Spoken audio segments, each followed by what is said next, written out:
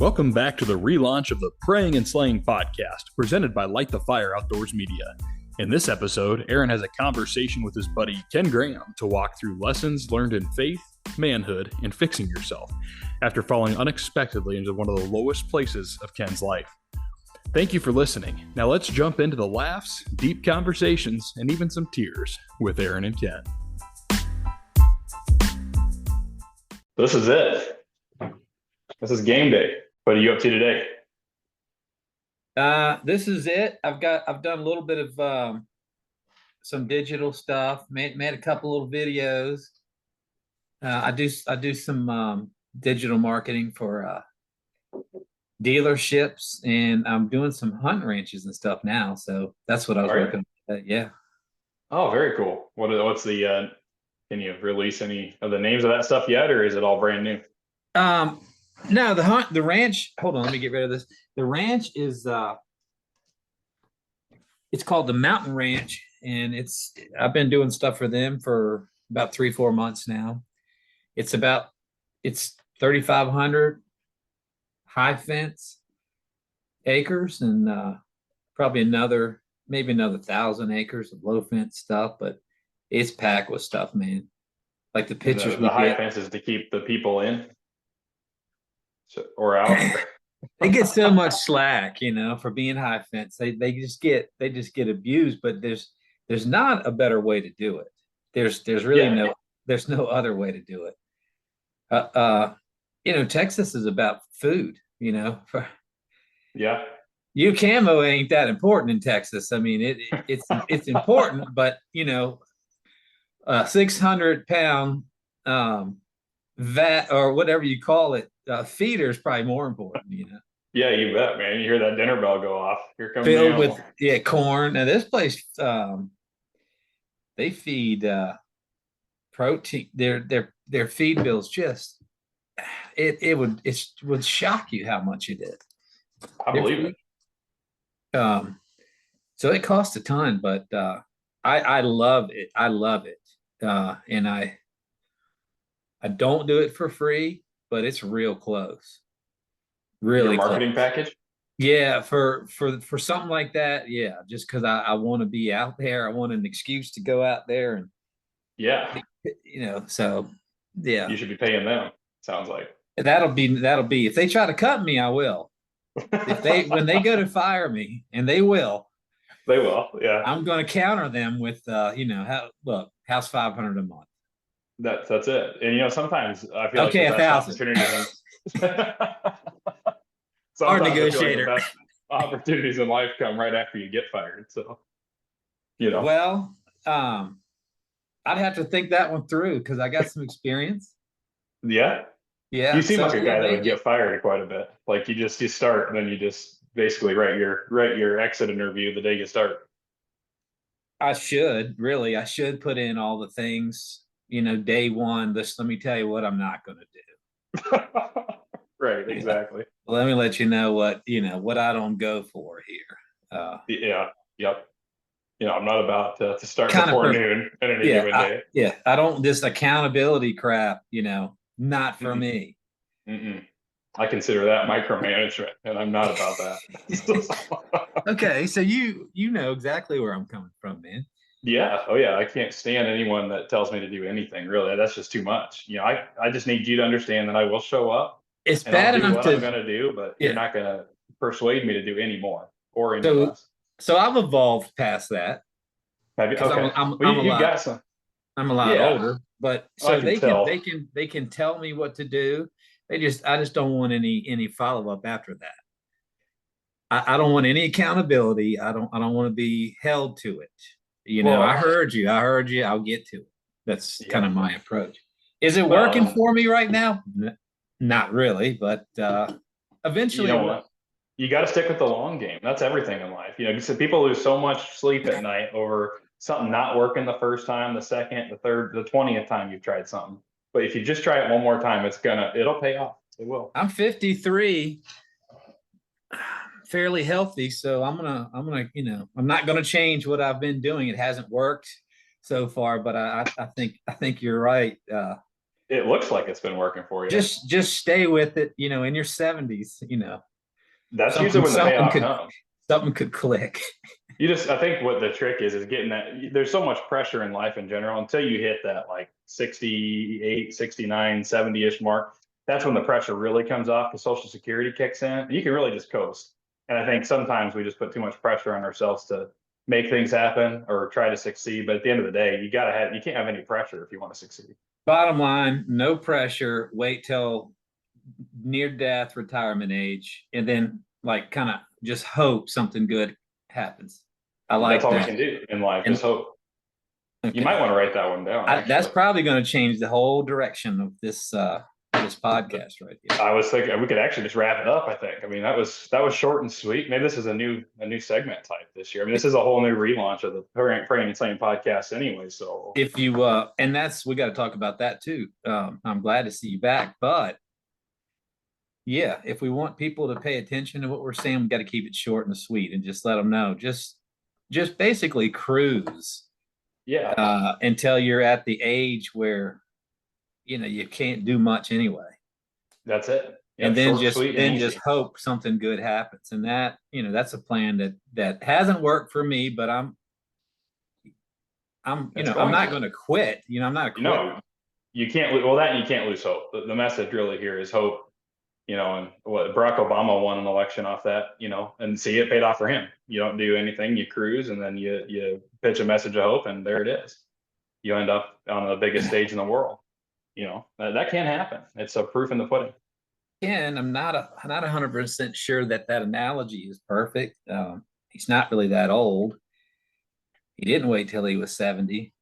Well, that's true. Well, there's nothing about that's even similar, but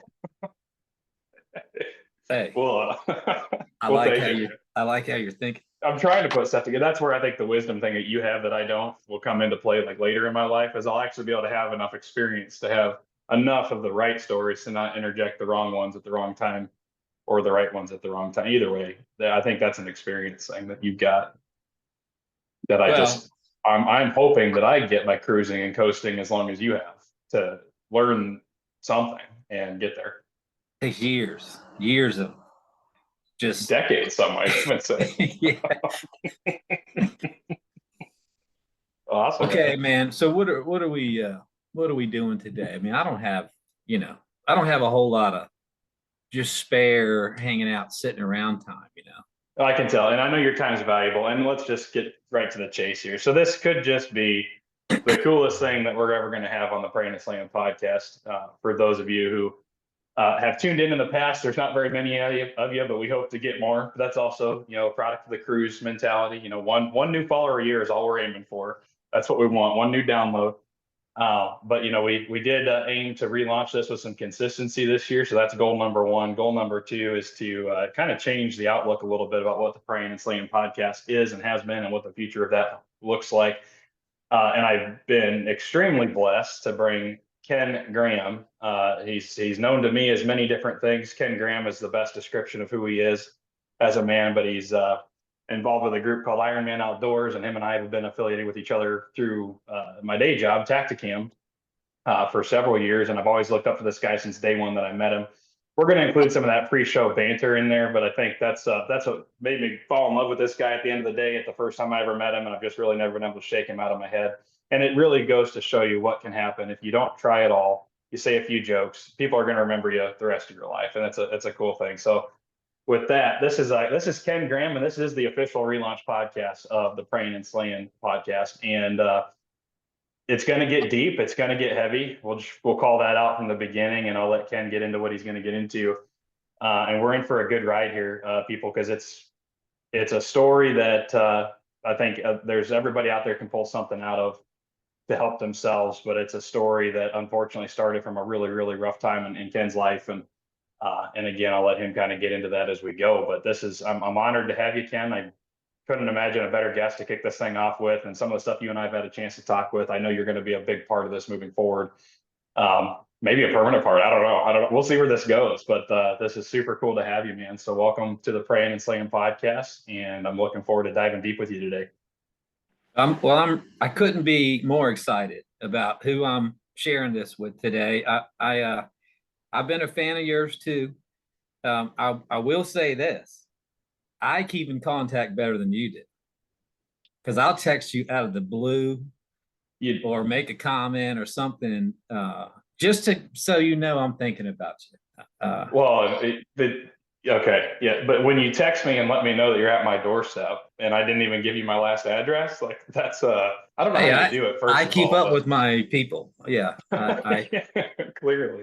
I've always kept up with where you've lived. You may work for a 3-letter agency that we don't want to talk about. I'm not sure. It's scary, actually. It's frightening, and I don't know if you know, but 3 different states have active restraining orders on you for some of that. But it's not. I don't want you to know. I didn't file it. My wife did. I talked with her about it. Yeah, you know how that conversation goes. I'm mildly aware of it. I don't. I don't buy into those constraints. I don't. It's the whole high fence mentality. They don't keep me from traveling. No, sir. Ankle bracelets or otherwise, man. You're on the road. Yeah. So I think we first met at it was through Tacticam, and so to get on the not pro staff, it's team member staff. It was never pro staff at Tacticam. It is, and I love that you've been around long enough to know that I swung that bat as hard as I could against people's heads to get the term pro staff out of their mouth. Yeah, well, pro doesn't mean pro. Pro in that sense, in that arena, is not a professional. It's a different pro. Correct. Yeah. Which promotional, but hey, same thing, but I went the whole distance. If you remember, I actually went to Florida, which is one of my best friends in the whole world, Ron Scarrato, and he's got a ad agency. It's called Blue Gorilla Digital, and I partner with him on some things. Basically, when I say partner with Ron, I mean he does everything. And I'll sell it under my name sometimes. Right. And there's a reason I do it that way, like because they're the best. I mean, they are the best. So we've had a deal for years. We've worked together for 25 years probably. And so I went all the way down there to Florida to make this promotional video because it was required at the time. How many people actually did that video the way you asked for it? I honestly didn't know where you were going there for a minute. And I lost myself for a few minutes too, but I'm back. Yeah. You're here now, man. So yeah, when we first launched the Tacticam team program, Tacticam's a proxy version of a pro staff, I guess. Yeah. We used to require guys and gals to shoot a promotion, a 1 to 2 minute video. I could probably verbatim say it, a 1 to 2 minute video explaining why you want to be a part of the team, what value you can add to Tacticam, and tell us about your favorite hunt. I bet you if we went back and watched read the little script, I almost guarantee that's what it said. Yeah, I vaguely remember that. Mm-hmm. Yeah, it was cool because people actually did it, and that was the whole point of actually putting that piece in there, was to see what people wanted to step up to the plate and do something different, or which guys wanted to stay in the typical pro staff scene of sharing a Facebook post here and there when that was a big thing and all that. But yeah, it's awesome, man. But it was one of the OGs. But it was really good. Yeah, it was good, and the time that I spent, doing stuff with you guys was always good, and the shows were a lot of fun. Man, we had a blast. Again, one of those things that I would almost do for free, and may offer to pay them if they cut me loose, to keep doing it. It was that cool, and I've stayed up to speed on what's going on with Tacticam, and I mean, you come out with a lot of cool new stuff, and I think that it's a good company, which means there's good people there from the top down. That's right. Yeah, aim to keep people around, man. But yeah, it's been a long time. That was, I think I'm going on my 8th year here at the company, so that was 7 years ago. I was going to say 7. Yeah, because memories will pop up every now and then. And the last one I saw was 7 years ago. I was doing something. So that's how you're actually getting reminded to text me. You're seeing a memory pop up from like 7 years ago. Like, oh, I should text Aaron a minute or something. Every 5 to 7 years, I'll send you a little, hey, you resurface. Just a one. And see, that's the beauty of having a friend like you is I don't have to, follow up with anybody because you guys just kind of put yourself on my radar. And it's like, oh yeah, I remember Ken. Yeah. Well, I'm not going to be forgotten. If I have to send some weird text once in a while, I'll do it. That's good. And that's what I love about you, man. So what are you doing now? Where are you at? So I live in Abilene, Texas. Mm-hmm. Love Texas. But I lived in Virginia, and that's where I met you. I lived there for 50 years. I was in automotive. 50. Yeah. When I met you, I wouldn't have said you were a day over 29. Well, I get that. I get that a lot. I can tell you look good. Okay. I still get it. I believe it. Yeah. Yeah, I can't help Virginia to Texas. And what brought you to Texas? I came here for work. I was in the automotive business for 30 plus years, 32 years, something like that. Mm-hmm. I'm still around it, just not in it. I still do. I still have True Metrics Digital, which is one of my companies, and I do digital advertising and marketing. A lot of stuff for dealers, but it's not exclusive to auto dealers. Awesome. Yeah. Very cool. Might have to get a new and client. Once I got here, podcast. I'm sorry, what's that? You might have to get a new client named the Praying and Slaying Podcast. Yeah, I need one, and I would do it for close to free. Okay, perfect. I want to put that out there. Offline, that's my advertising. I say, look, I'll do it almost for nothing. Almost for nothing. Yeah. I love it. That's a great business scheme too, because you're not ever setting the price, which is beautiful. It's not working great. But like we've already talked about, you got to just, keep knocking on doors, That's it. Yeah. Just break those barriers or those people expecting you to want, to get paid for it. Yeah, no, exactly. And that's the true gateway into socialism, I think, or communism. I'm not sure which one. It's we can go down that road another time, but that is the way of the future, it seems. I warned you that I really have to be managed on these things because they go down the wrong road pretty quick. Yeah, and it's tough to keep the lights on doing that. These things being like the podcast we're doing. See, I'm leading us down the wrong road already. No, you're not. This is it's a good thing because we need to establish a baseline here. It's almost like taking a polygraph, so people will understand what the level of BS is and what the real talk is. All right, I'm going to refuse to the polygraph right now. It's already recorded. I don't know if you can see it on your screen. On mine, I've got the little heart rate monitor and the sphincter clench monitor as well for when you get really nervous. Is that what that was? You sent me this whole kit to yeah. It was a podcast. It's like a harness. Yeah. Yeah, a polycast is what it was. It's a podcast harness. Okay. Poly. Yeah. No, for sure, man. Now I understand. That's it. You're in the hot seat now, buddy. So you kind of came on my radar for this, and this is something new again. So we wanted to relaunch this podcast. We've been going about it a bunch of different ways. My brother, actually, for those of you who've listened, did the last 3 podcasts with me, a 3-part series, and he's the one who actually brought it back up. And God works in mysterious ways, and all of a sudden Ken pops up, and he shoots me this digital marketing stuff. So we're on this digital marketing train now, and you shoot me this chain of things that you had mocked up. Called, and all of it said was like branded like Fix Yourself or Go Fix Yourself. And talk to me a little bit about that. What is Fix Yourself and how did that come to be? All right. Well, thanks for getting me back on track there. I knew I had a reason for being on here. Yeah, it was slow. We got there. Yeah, Fix Yourself. It's a placeholder. I've done things like this before. I get an idea and I just don't want it to go anywhere because I feel like there's something to it. I need to do something to it. So I like the name. And I live that. So Fix Yourself is going to be a podcast. It's going to be, and it's, just like you're starting back, I'm starting with you. And I'm happy to be doing it that way. But it's not for no reason. I know what it's like to need to fix yourself. Being 53, we talk about the long game.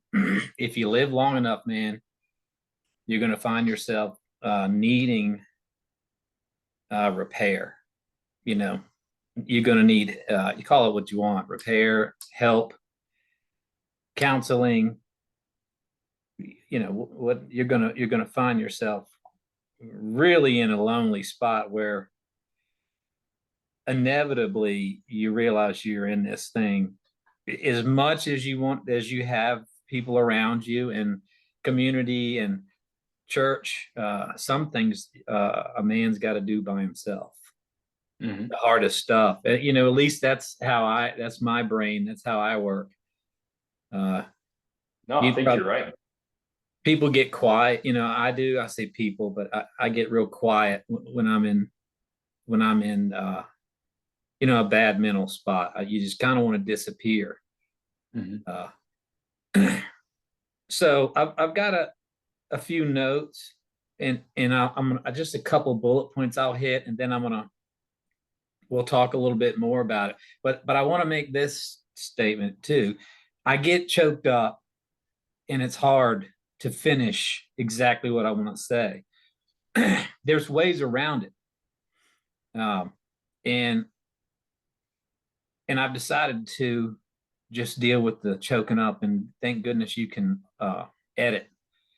Because I did take medication for a year, a little over a year, and it did help. I mean, it helped if you want to be able to talk about the hard stuff and not get choked up and kind of have. I don't know that it's control of your emotions. I think it's not control of your emotions. It's desensitized. It's I don't know how to explain it, but anyway, I try to throw that in there because it comes up. And there's nothing wrong with taking medicine. At the time I started taking, it was called sertraline. It's another name for Zoloft. But I was in trouble. If I didn't get something, and I really didn't care side effects because I was in such a spot. My son passed away July 4th, 2021. And within 3 or 4 weeks of that, like I was checked out, like lowest of lows, just unable to, just could not even get up, couldn't function, and couldn't really even say anything. I mean, I was that bad. Probably, I definitely didn't deal with that the way I should have. Trying to be a role model. I had 5 sons, and he was my oldest. So yeah, it helped me to seem better than I was to people that were probably worried. But I don't take it now. Long story short, here's a few things I want to make sure I bring up because I want us to at least want them to be said, and we may not be able to talk about all of them. Most important thing, finish strong. So we talked about the long game. I'm 53. Certainly have had a lot of things go right. And a lot of things go wrong. A lot of things go wrong. Tragic things, things that are life-changing. So just remember that if you're watching this and you're in a bad spot,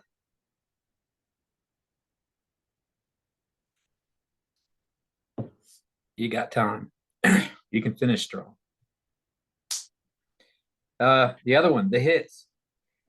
The hard stuff's going to happen, and they're going to keep happening. And you do get better at dealing with the hard stuff. Some are overwhelming. Some people are built different. But the good, the bad, it's your life. Write the book. Cautionary thing I want to bring up is to be careful and not allow your tragedy to be your new identity. And that I allowed that to happen. And I don't know if I allowed it to or I made that happen. But I'm working hard to let it be and let it maybe inspire me, let it be the backstory. But that can't be the whole story of who I am. Right? Yeah, that's right. if you want to help other people, is another one. You got to help yourself. You're no good to helping other people if you just fall apart and go away. And I see so many people that do that. You and I talked about that. You remember as a kid, there was that family or two, or could have even been a celebrity or something tragic like this happened. And they just fade away. They go away. Because, I get it. You just want to hide, man. Mm-hmm. You can't help anybody unless you take care of yourself first. And what's going to happen, and you'll feel it happening, when something really, really bad happens, you'll put yourself last. And a year or two into that, hopefully you have somebody that cares enough about you, like I did, that would say, "Hey, Graham, gaining some weight, aren't you?" Like, I don't know. Then he sends me a message. He's like, "Ken, you're in for a fight. You got to get in fighting shape. You got to get your body in fighting shape, and your mind will follow." But the two, they're communicating with each other. What you're doing with your body ain't jiving with what you're trying to say. Otherwise, you're not doing okay. You're way overweight. You don't look good, man. This guy is very qualified to have that conversation with me. He lost his son 3 months before I lost mine. Gosh dang. Same exact thing. By the way, it was in both cases, it was a bad decision for these young men to take something they were comfortable with, which is a whole nother conversation, why they would be comfortable with it. But Xanax.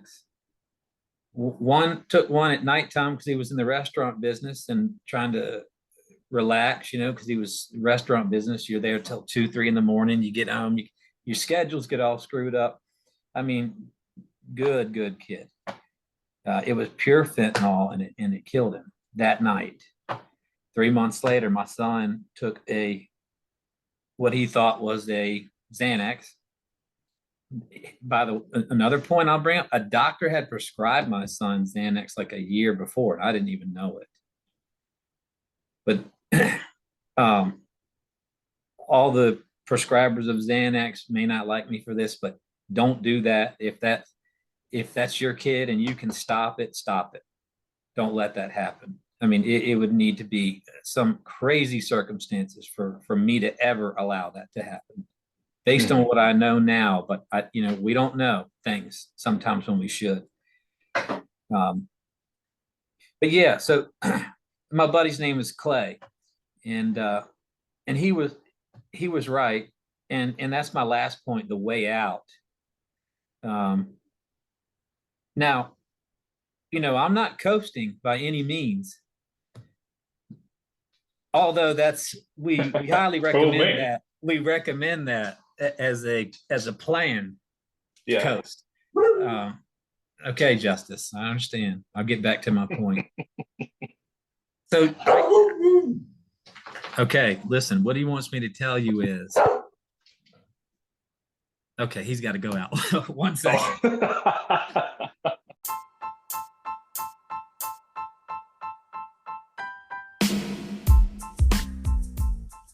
What's up, guys? It's Aaron. I just wanted to stop in and say thank you so much for joining us on this relaunch of the Praying and Slaying podcast.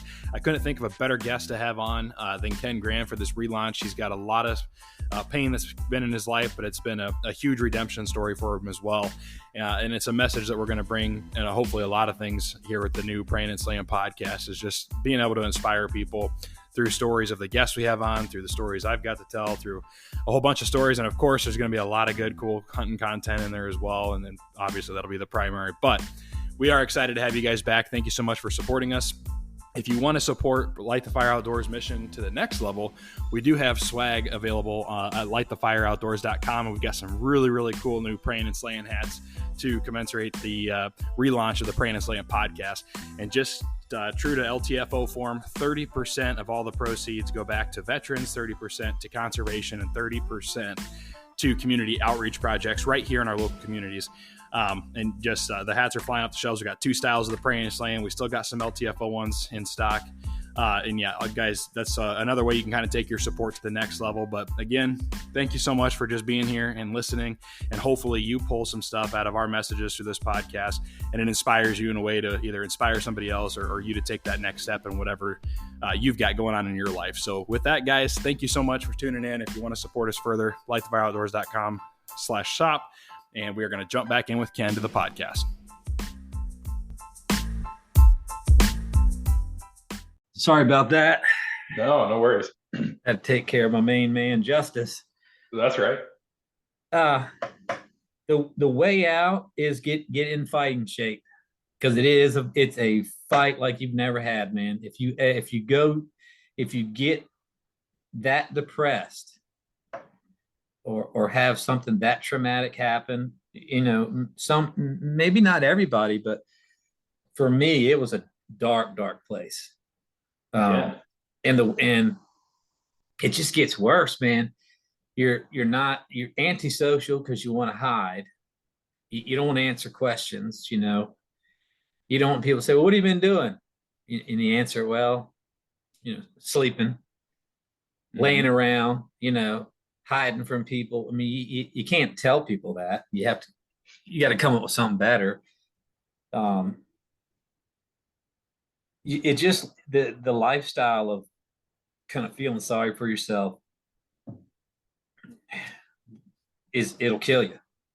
And I was 52 and weighed right at 300. Wow. 299. That wasn't normal for you. So what were you at before? So I hope I don't come across as insensitive here, but for the guidance piece, pretty insensitive. This happened. It's terrible, actually.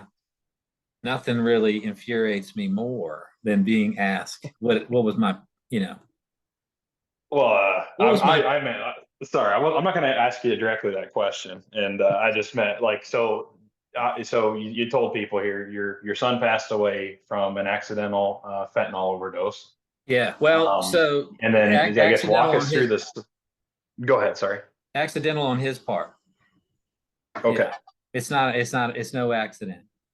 That it happened. Yeah. And it is happening. Yeah. So, I mean, we don't have to deep dive on this if you don't want to. So you said your son was prescribed that, and then how did he end up? Was it out of like his own prescription that happened, or was it out of like, I guess, how did that even happen? How did it get into his hands? Something that totally wasn't even what he was taking or supposed to be taking. I don't. So the police, I'll tell you this, it happened in Virginia, in Spotsylvania County, and I've never heard not one follow-up call, not an email, not a text, not one thing from the police department there. And they had his phone and everything else, and there was messages in there to people. They were talking about getting it. He knew he was getting it illegally. Got it. But the problem is, if you read about this and know about this, there's a couple things that are the hardest things to kick that can kill you by just quitting, and Xanax is one of them. Really? I mean, these things, you can't just prescribe this stuff to 23-year-old, 24-year-old kids and just turn them loose. My guess is he was out or had taken more than he should, or who knows, but he couldn't go get another prescription. And it's, everybody knows what it is. Nobody would be scared to take it. They definitely wouldn't anticipate dying. Yeah.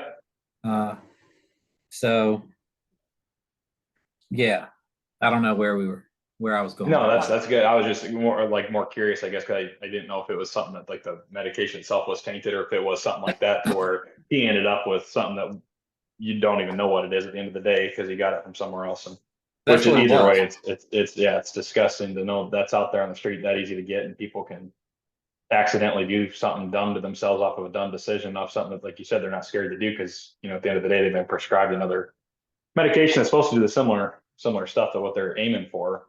And I totally agree. I've never had I had a cut, cousin is a loose way to put it. I'm going to that story another time, but is the only person I really know that would do a lot of pills and things like that. But I've always wondered how with a younger person and you're developing as a person and your hormones are doing all kinds of crazy stuff through your formidable years, your teens and your 20s, things like that are either mind altering or hormone altering and things like that. It's just it's a crazy vicious cycle. And sometimes I wonder, and this isn't me being an expert by any stretch of the imagination, but it does make me very curious to know, it's like, if you can prescribe something to somebody that a fully grown and established adult can take to fix certain symptoms, but a person's going to naturally go through parts of their life, their teens and their 20s, when things are just changing and you're finding yourself and you're trying to establish a baseline. And if you do find something that does that for your body's always going to be in this cycle of fighting itself to try to get back to normal, and it never really knew what normal was. It's kind of a weird, I've always thought that about anything that has to do with like hormones or depression meds. And I get that there's a time and a place for them, for sure. But just on the general scale, and probably the scale that we see in just modern times, it's just, I wonder how many people don't even get to a baseline normal before they hit that. And then they don't know they'll never know what their normal is or was. I think a lot. I think it's a huge number.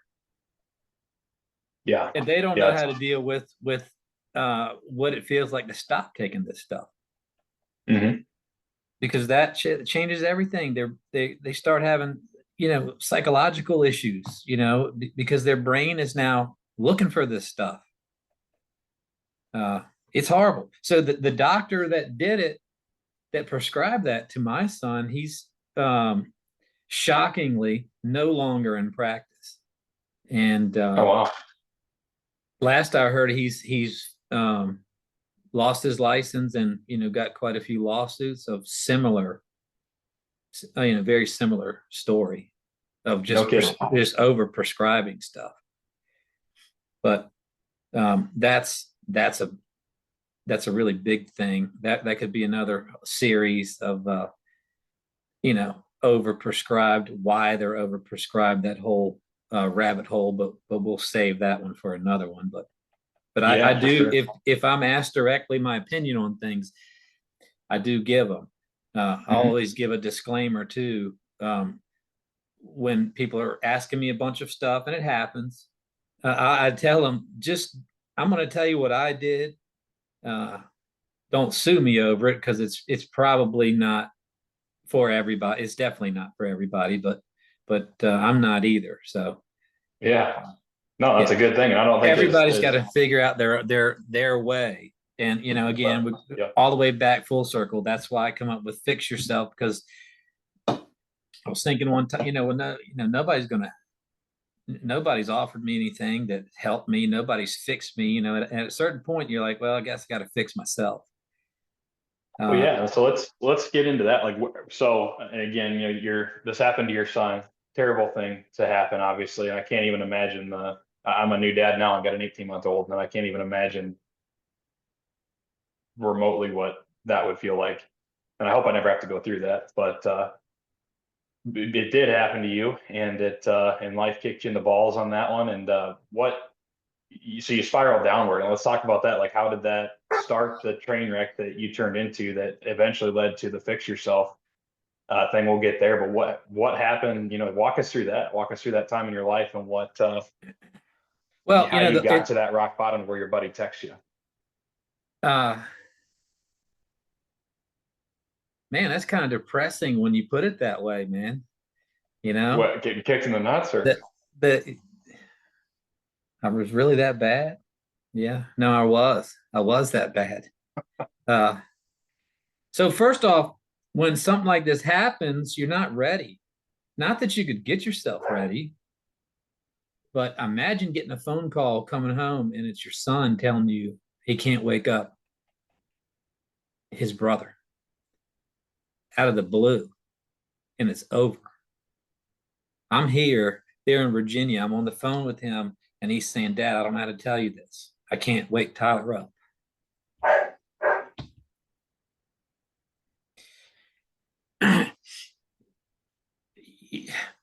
It's so sudden, and it's just such a shock to the system that it immediately just turns you upside down, I mean, everything goes like blurry.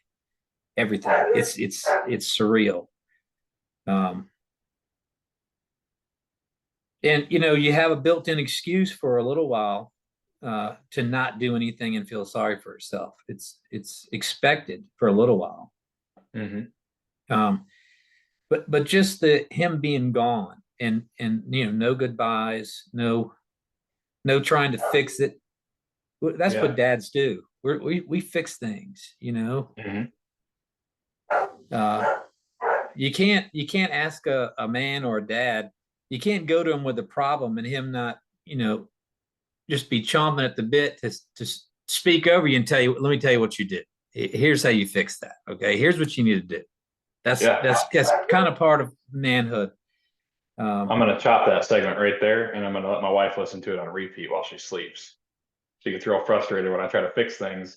When she's like, I don't need you to fix anything. I just need you to listen. They just want you to listen. And, it's great to bring that up. I learned that in customer service because I was in dealerships at a level of a general manager, partner.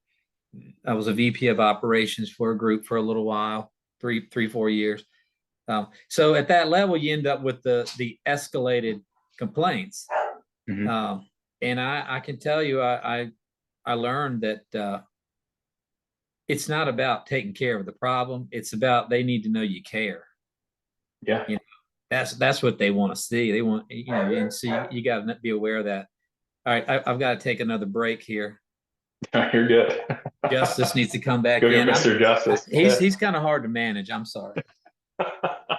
Hey, let's talk about dogs for a second. Yeah. It's one of my top. Brought to you by. It's one of my top things on my list. You want to get through something hard, you got to have a dog. You got to have a dog. Got to have a dog, man. It's in my top 5 because they won't tell you how to think or what to do. It goes right back to the point we're talking about right now, man. They are the. Go ahead. Nothing to do with the fact that they can actually speak, but they they say it all with their eyes. They do. That's the perfect thing. That is the perfect thing. It's the perfect thing. They just straight listen, and they gaze deep into your soul, and they say, "Hey, keep talking." It's one of the. Go ahead. My dogs. I'm telling you, I couldn't. As important as anything I've done was those dogs, and I don't know how to explain it. But they can tell, and they'll just be there. Mm-hmm. Not telling you what to do, but they're just there. And when it's real bad, you really don't want to hear people telling you what to do. Yeah. Man, I think maybe that's this just thought of this now. I obviously follow you on social media and stuff too, and I knew that this had happened to you, and just as fast as and you had taught, we had a pre-conversation about this, kind of to get some of it out on the table and have some notes on it. But you talked about how quiet things get too. Like it's this mad rush of you just talked just now about the emotional impact and how it hits you. And then the mad rush that I can imagine is there of people just outpouring to you and coming in, but then just about as fast as that starts, it goes away. And social media is about a lot of the same, I feel like. But throughout the years here or whatever it's been, a couple of years now, it's been able to. I've seen a lot of selfies of you and your dog, and that's obviously not an accident. You're telling me now, but you just mentioned something in there that it hit me in a way. I kind of want to say it is. The dog not talking to you and just looking at you and being quiet and being that just consistent listening ear. You don't even have to talk probably to communicate with them. You can just sit there and just be present with them and they're present with you. And I think getting on the fix yourself train here a little bit is, I think sometimes in the deepest, darkest tragedies or parts of our lives or the things we get ourselves into or that happen to us, I think we're all pre-built and pre-wired, and this is something I think our world shapes us to lose sight of. A lot of times we have what we need inside of us to fix ourselves 24/7. And what people have a hard time doing is seeing through, like, or maybe just not having that emotional connection with themselves or spiritual connection with who they are at their core, to be able to draw from that and then listen and say, because you got to listen to yourself to know how to fix yourself. You can't talk yourself through it. Someone else can't talk you through it. People can give you little snippets, like your buddy giving you that call and saying, hey man, because that gave you that jolt of light and you needed to finally say, okay, like, let's go. But ultimately, whatever you needed was inside you there. And some of the best healing is when you get quiet and can just be present and be with yourself and really analyze what's going on and be with someone there. So I think there's a lot of power to that. But I think the biggest piece is that it's a consistent listening ear that's never offering you advice. It's letting you have that presence, have that comfort, have that peace of mind that you've got someone or something there with you to walk with you through this. But hey, let's just walk beside each other and be quiet. And there's a book I read one time that was talking about, you don't ever really know who your truest friends are until you can sit in the car for an hour and not say a word with each other, but still be totally comfortable with the fact that you're both sitting there. There's no awkwardness or something like that. So anyway, all that stuff rushed into my head when you were saying that. No, that's I think spot that dog, on. yeah, That's really spot on. Yeah. So they look at you and they're waiting on you to do what's within you, which is what you're saying. mm-hmm. Nobody can do it for you. My prayer was for me to not wake up almost every day for a year. Wow. That's how bad it gets. And you talk about it being quiet.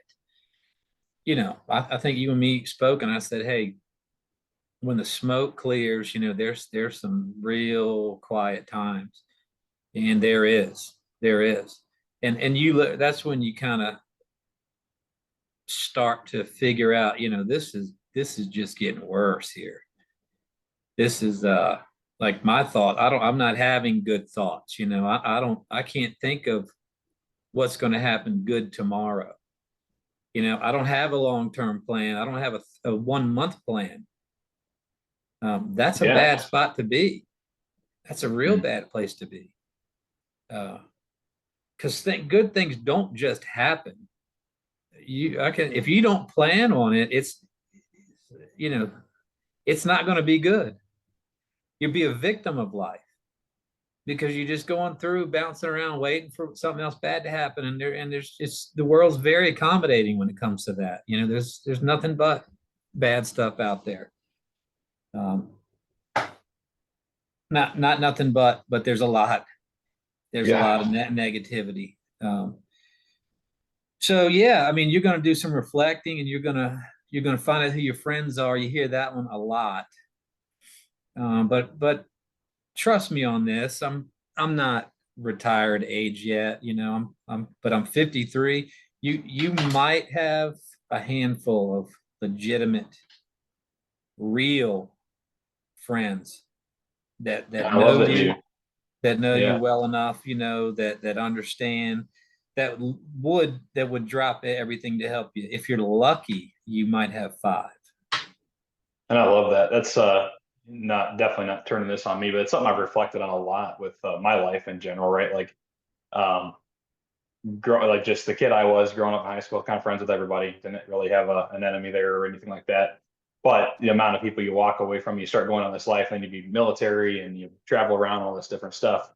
My wife, similar conversation. It's there's a lot of you get a chance being in the military, I guess, to really see the impact of that. But that's in real time. It's not even talking about something where people show themselves to you as the friends that they are, maybe through hard times like what you're talking about here. But it is something that's like very glaringly obvious real quick, when you do, whether it's a nomadic thing or a traumatic thing or whatever it is, that your core group is small. But I think our lifestyle today, again, with the presence of social media and stuff, it's such a misleading mirror that we're constantly looking into, that you feel like you're so connected, but I don't think we've ever been more disconnected from anybody as a society. So to know that, however it hits you in the face, that you really do have a small core group, but that's the most important thing, I think, because it also shows you don't need you need a very small group of people who have your best interests in mind to help you get through tough times and get you through life in general, and help you fix yourself or get off the couch to do it. But you can have 1,000 people on Facebook that'll never ever even touch you in that way, or you be able to affect them in that way. And well, I think that's just a reality that's often overlooked. Yeah, if you're the type of person that wants a lot of people around, have something to offer. Yeah. Yeah. Now, my guess is going to be you're going to have that figured out at that point and realize you don't need a bunch of people around, but they're not going to be around unless you better them somehow. Mm-hmm. People aren't going to hang out with someone unless it elevates them in some way. Social media is such fake stuff. Just fake, just family life. It's just to make themselves. They're lying to themselves. They know it. Not all, but most. The thing that bothers me the most about social media are these acts of kindness that where you've got to record it. Yeah. That or hey, it's your birthday. What cause do you want to give to? So we can show everybody how awesome you are. I'm like, no, it's my birthday. It's about me, first of all. It's a really good birthday because look at how much money so yeah. Right. Or if you're donating to the homeless shelter, you're doing a selfie with them getting the check and all. I mean, that I hate that stuff. Just, be a good human being, help other people. And, as you get older and more bad things happen and you figure out on your own how to get through them, you can take advice and take medicine, all that is fine, but eventually you got to figure it out.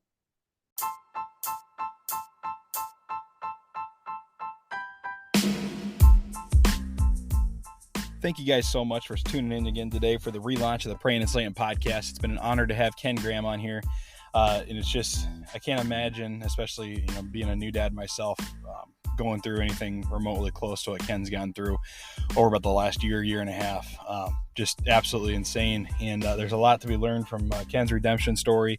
There's a lot more to be learned, actually, guys. This is a 3-part series, 3-part episode here that we're going to have. So this is just part 1. We got part 2 coming out here in a couple weeks, and we'll be launching part 3 after that. And then much more content coming from the Praying and Slaying crew here. But yeah, thank you so much again, guys, for tuning in for this episode 1. Again, if you want to support, beyond just listening, and give back money to veterans, conservation, and local community outreach events, we do have Praying and Slaying swag, Light the Fire Outdoors swag, all over at lightthefireoutdoors.com. So thanks again for tuning in, guys. Be sure to tune in for part 2 and part 3 with Ken Graham. We look forward to having you back. God bless, and go take care of yourself today.